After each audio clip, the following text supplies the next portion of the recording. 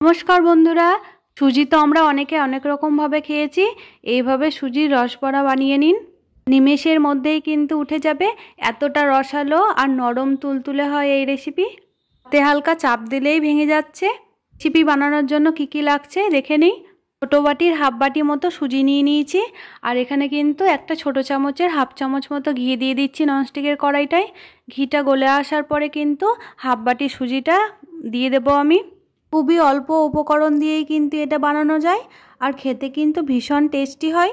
তোমরা চাইলে কিন্তু আর একটু বেশি সুজি দিয়েও বানাতে পারো। আমি একদম অল্প সুজি দিয়েই বানাচ্ছি এটা।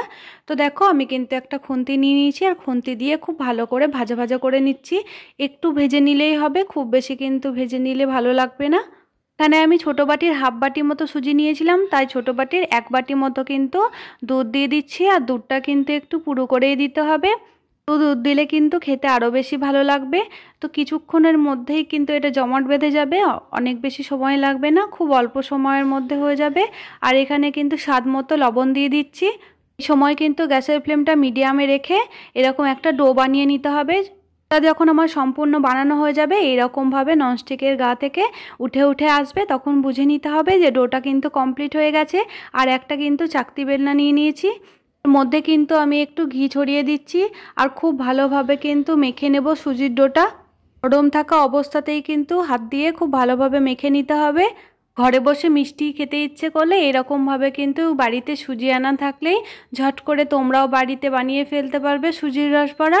কোনোরকম ঝামেলা ছাড়াই কিন্তু এটা বানানো হয়ে যাবে, এতটাই সহজ। ডোটাকে চাকতি বেলনার সাহায্যে বেলে নিয়েছি, আর চারপাশটা দেখো আমি এইরকমভাবে ছুরির সাহায্যে কেটে নিচ্ছি। মধ্যেখানটা ছুরি বসিয়ে এরকমভাবে ছোট ছোট করে 6 টুকরো করে নিলাম, আর বাকি যেটা ধারে ছিল সেগুলো থেকে একটা করে নিয়েছি আমি। একটা প্লেটের মধ্যে কিন্তু এটা আমি তুলে রেখে দিচ্ছি, আর এটা কিন্তু একটু মোটা করেই বানিয়ে নিতে হবে, তাহলে কিন্তু খুবই ভালো লাগবে খেতে। পাতলা করে বানালে কিন্তু এটা ফেটে যাওয়ার ভয় থাকতে পারে, সেই জন্য অবশ্যই করে একটু মোটা করে বানাবে। ননস্টিকে কড়াইটা বসিয়ে দিয়েছি, আর কড়াইটা গরম হতে হতেই কিন্তু এখানে সাদা তেল দিয়ে দিচ্ছি। এটাও কিন্তু আমার মিডিয়াম গরম হয়ে গেছে। একটা একটা করে কিন্তু আমি সবগুলোই দেখো ছেড়ে দিচ্ছি। তেলটা কিন্তু এখানে একটু বেশিই দিয়েছিলাম, তাতে করে কিন্তু একসঙ্গে খুব ভালোভাবেই ভাজা হয়ে যাবে সবগুলো। পিঠটা আমার খুব ভালোভাবে ভাজা হয়ে গেছে, পরের পিঠটা আমি উল্টে দিচ্ছি। এই সময় কিন্তু মিডিয়ামে রাখতে হবে গ্যাসের ফ্লেমটা। এটা কিন্তু অনেকক্ষণ ধরে ভাজার কোনো প্রয়োজন নেই, অল্প ভাজলেই কিন্তু এটা বানানো হয়ে যাবে। রুটি দিয়ে কিন্তু আমরা অনেক সময় মিষ্টি খেতে পছন্দ করি, আর সুজি তো আমরা অনেক রকমভাবেই বানিয়ে থাকি। রেসিপিটা খেয়ে দেখবেন, এতটাই সুস্বাদু হয় খেতে যে মন প্রাণ কিন্তু ভরে যাবে। আর কিন্তু এগুলো খুব ভালো করে ভাজা হয়ে গেছে। আমি একটা ঝান্না নিয়ে নিয়েছি, আর তেলটাকে ঝরিয়ে আমি একটা প্লেটের মধ্যে দেখো তুলে নিচ্ছি। ঠিক একইভাবে কিন্তু সবগুলোই আমি তুলে নেব। এটা বানিয়ে কিন্তু 3-4 দিন মতো রেখে দিলেও কোনো রকম সমস্যা নেই। একে একে সবগুলোই আমি তুলে নিচ্ছি। কিন্তু এরকমভাবেই ভেজেছি, তোমরা চাইলে কিন্তু আর একটু লাল করে ভেজে নিতে পারো, তেও করে কিন্তু কোনো রকম অসুবিধা নেই। ভাজা তো আমার কমপ্লিট হয়ে গেছে। এবার কিন্তু আমি চিনি দিয়ে একটা সেরা বানিয়ে নেব। তো প্রথমে এই পরিমাণ মতো জল দিয়ে দিলাম। যতটা জল দিয়েছি তার থেকে কিন্তু একটু বেশি পরিমাণে চিনি লাগছে। দেখো, ছোটো বাটির হাফ বাটি মতোই কিন্তু আমি চিনি দিয়েছি। যেহেতু এটা অল্প পরিমাণে সেরা বানানো হচ্ছে, সেই জন্য কিন্তু সঙ্গে সঙ্গে এটা ফুটে উঠেছে। একটা এলাচকে কিন্তু আমি থেতো করে দিয়ে দিয়েছি সেরার মধ্যে, তাতে করে কিন্তু সুজির রসবড়াটা খেতে আরও বেশি ভালো লাগবে। কিছুক্ষণ সময় নিয়ে সেরাটাকে আমি বানিয়ে নিচ্ছি। গরম সেরার মধ্যে কিন্তু সুজিটা দিলে পরে সঙ্গে সঙ্গেই কিন্তু এটা হয়ে যাবে। কিছুক্ষণ ঢাকা চাপা দিলেই কিন্তু কমপ্লিট হয়ে যাবে আমার সুজির রসবড়া।